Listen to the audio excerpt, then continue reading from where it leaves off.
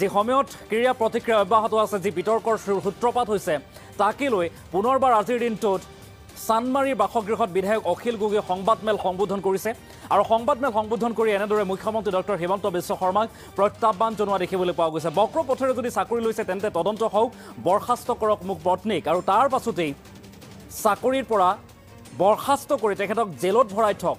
এনেদৰে এতিয়া সংবাদমেলত গৰজি উঠিছে বিধায়ক অখিল গগৈয়ে। মুখ্যমন্ত্ৰী ডক্টৰ হিমন্ত বিশ্ব শৰ্মাক এক প্ৰকাৰে চেলেঞ্জ দিছে বিধায়ক অখিল গগৈয়ে। গীতাশ্ৰীৰ চাকৰিৰ সময়ত যদি অনিয়ম হৈছিল তেনেহ'লে পদত্যাগ কৰক মুখ্যমন্ত্ৰীয়ে, কাৰণ সেই সময়ত হিমন্ত বিশ্ব শৰ্মা আছিল ৰাজ্যৰ শিক্ষামন্ত্ৰী। সংবাদমেলত আৰু কি কৈছে কেইবাটাও মন্তব্য কৰা দেখিবলৈ পোৱা গৈছে। অখিল গগৈয়ে আজিৰ দিনটোত সংবাদমেল যোগে কি কৈছিল তাৰ ক্ৰিয়দাংশ আমি আগবঢ়োৱাৰ চেষ্টা কৰিম।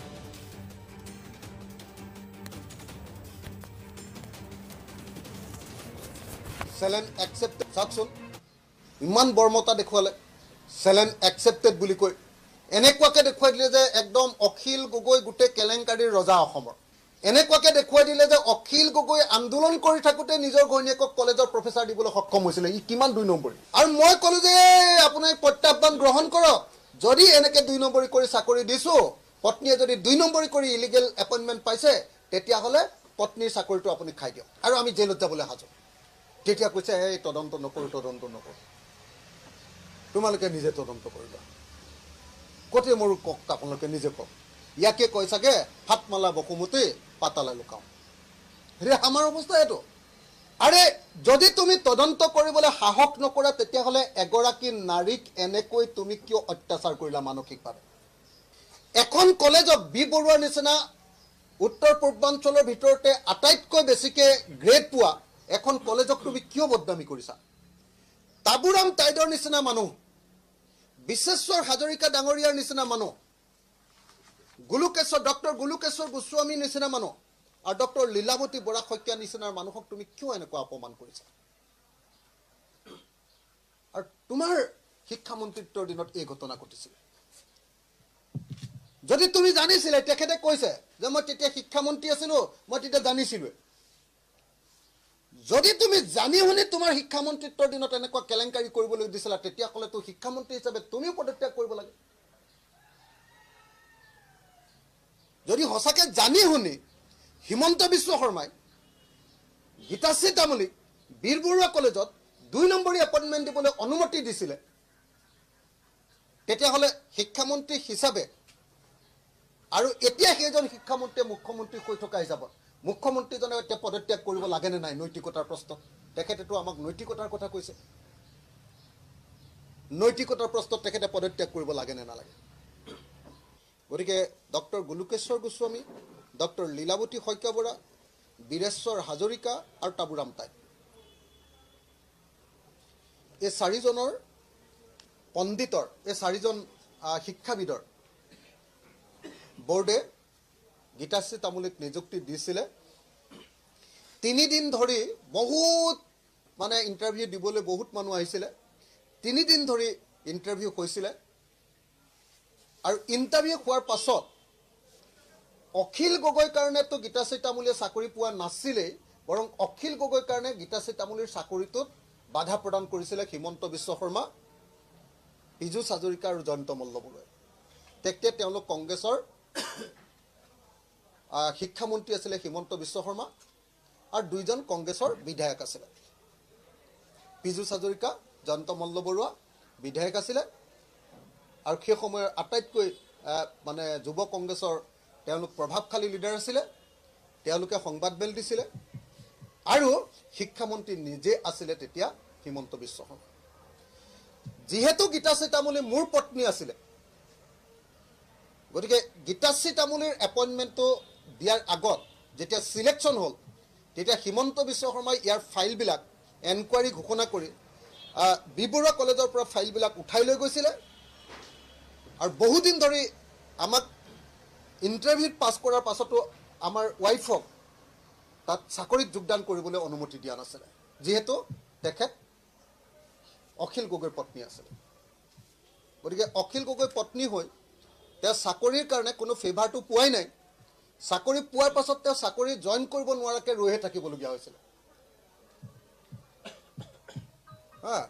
তাৰ পাছত সেই ফাইল গৈ মুখ্যমন্ত্ৰী তৰুণ গগৈ ডাঙৰীয়াৰ টেবুলত পৰিছিলে পৰৱৰ্তী সময়ত আমাক আচলতে যেতিয়া বহুত দেৰি হৈছিলে এপইণ্টমেণ্টটো তেতিয়া আমি ডাইৰেক্টৰক যেতিয়া আমাৰ ৱাইফে সুধিছিলে যে মোৰতো এনেকৈ কাগজ গ'ল কিন্তু মোক জইন কৰিবলৈ দিয়া নাই কিয় তেতিয়া ডাইৰেক্টৰে কৈছিলে যে আপোনাৰ ফাইল তৰুণ গগৈ ডাঙৰীয়াৰ তালৈ গৈছে আৰু তৰুণ গগৈ ডাঙৰীয়াই খুব পজিটিভ কমেণ্ট দি ফাইলটো ঘূৰাই পঠিয়াইছে চাওকচোন ইমান বৰ্মতা দেখুৱালে চেলেঞ্জ একচেপ্টেড বুলি কৈ এনেকুৱাকৈ দেখুৱাই দিলে যে একদম অখিল গগৈ গোটেই কেলেংকাৰীৰ ৰজা অসমৰ এনেকুৱাকৈ দেখুৱাই দিলে যে অখিল গগৈ আন্দোলন কৰি থাকোঁতে নিজৰ ঘৈণীয়েকক কলেজৰ প্ৰফেচাৰ দিবলৈ সক্ষম হৈছিলে ই কিমান 2 নম্বৰী আৰু মই ক'লোঁ যে আপোনাক প্ৰত্যাহ্বান গ্ৰহণ কৰক যদি এনেকৈ 2 নম্বৰী কৰি চাকৰি দিছোঁ পত্নীয়ে যদি 2 নম্বৰী কৰি ইলিগেল এপইণ্টমেণ্ট পাইছে তেতিয়াহ'লে পত্নীৰ চাকৰিটো আপুনি খাই দিয়ক আৰু আমি জেলত যাবলৈ সাজু তেতিয়া কৈছে এই তদন্ত নকৰোঁ তোমালোকে নিজে তদন্ত কৰিবা কতে মোৰ কওক আপোনালোকে নিজে কওক ইয়াকে কৈ চাগে ফাটমালা বসুমতী পাতালা লুকাওঁ হে আমাৰ অৱস্থা এইটো আৰে যদি তুমি তদন্ত কৰিবলৈ সাহস নকৰা তেতিয়াহ'লে এগৰাকী নাৰীক এনেকৈ তুমি কিয় অত্যাচাৰ কৰিলা মানসিকভাৱে এখন কলেজক বি বৰুৱাৰ নিচিনা উত্তৰ পূৰ্বাঞ্চলৰ ভিতৰতে আটাইতকৈ বেছিকৈ গ্ৰেড পোৱা এখন কলেজক তুমি কিয় বদনামী কৰিছা তাবুৰাম টাইডৰ নিচিনা মানুহ বিশ্বেশ্বৰ হাজৰিকা ডাঙৰীয়াৰ নিচিনা মানুহ ডক্টৰ গুলুকেশ্বৰ গোস্বামীৰ নিচিনা মানুহ আৰু ডক্টৰ লীলাৱতী বৰা শইকীয়া নিচিনাৰ মানুহক তুমি কিয় এনেকুৱা অপমান কৰিছা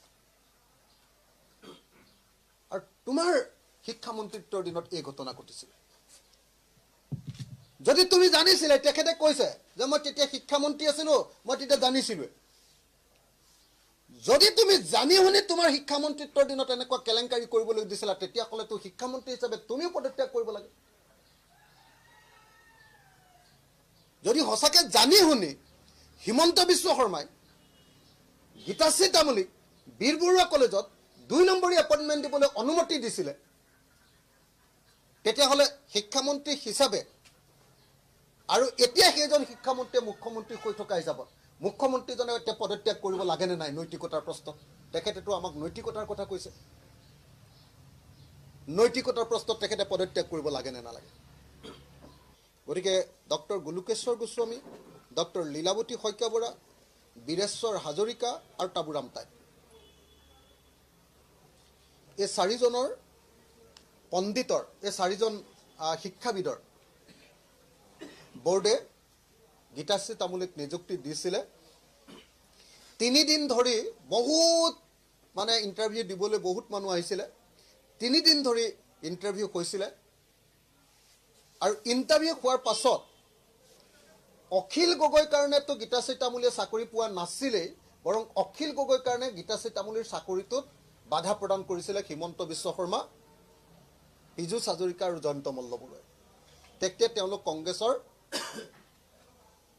শিক্ষামন্ত্ৰী আছিলে হিমন্ত বিশ্ব শৰ্মা আৰু 2জন কংগ্ৰেছৰ বিধায়ক আছিলে পীযুষ হাজৰিকা জয়ন্ত মল্লবৰুৱা বিধায়ক আছিলে আৰু সেই সময়ৰ আটাইতকৈ মানে যুৱ কংগ্ৰেছৰ তেওঁলোক প্ৰভাৱশালী লিডাৰ আছিলে তেওঁলোকে সংবাদমেল দিছিলে আৰু শিক্ষামন্ত্ৰী নিজে আছিলে তেতিয়া হিমন্ত বিশ্ব শৰ্মা যিহেতু গীতাশ্ৰী তামুলী মোৰ পত্নী আছিলে গতিকে গীতাশ্ৰী তামুলীৰ এপইণ্টমেণ্টটো দিয়াৰ আগত যেতিয়া সিলেকশ্যন হ'ল তেতিয়া হিমন্ত বিশ্ব শৰ্মাই ইয়াৰ ফাইলবিলাক এনকুৱাৰী ঘোষণা কৰি বি বৰুৱা কলেজৰ পৰা ফাইলবিলাক উঠাই লৈ গৈছিলে আৰু বহুদিন ধৰি আমাক ইণ্টাৰভিউত পাছ কৰাৰ পাছতো আমাৰ ৱাইফক তাত চাকৰিত যোগদান কৰিবলৈ অনুমতি দিয়া নাছিলে যিহেতু তেখেত অখিল গগৈৰ পত্নী আছিলে গতিকে অখিল গগৈ পত্নী হৈ তেওঁ চাকৰিৰ কাৰণে কোনো